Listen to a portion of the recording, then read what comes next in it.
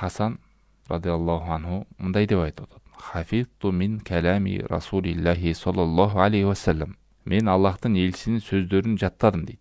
Ушул жерден жаш балдарга ушу жаш кезинде жаттата турган, алардын көңүлүн бурдура турган акыл эсине, деңгээлине жараша билимди бериш керек ата-энелер. Бул жаш бала эмнени түшүнмөк эле деп таштап койбош керек. Бул деген неберелер кичинекей жашында, кичинекей кезинде 3, 4, 5, 6 жаш кездеринде пайгамбар саллаллаху алейхи вассаламдын сөзүн жаттап атат. Мына мурунку сахабалар, табииндер жаш балдарга жаттоо жагына кичинекей кезинде балагатка жеткенге чейин, акыл эс толулекке чейинки убакта жаттоого көп көңүл бурган, үйрөткөн. Ушул кезде үйрөнүп калса, динин түшүнүп калса, негиздерин жаттап калса, ташка тамга баскандай эсинде калып калат. Балдарыбызга эң негизги үйрөтө турган нерсе, эң зарыл бул дин, бул ыйман. Ал эми адамдын бүт нерсе жактан жетилип, бирок ыйманы, дини болбосо, бул айбандай жашоо. Айбандан дагы төмөн нерсе деп айтат.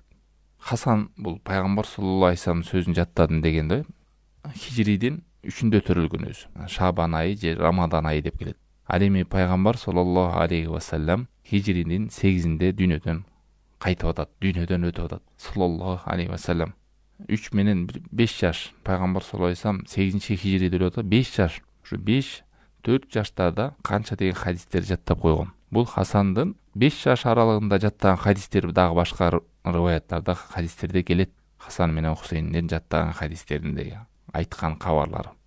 Ошон үчүн көңүл бурайлы.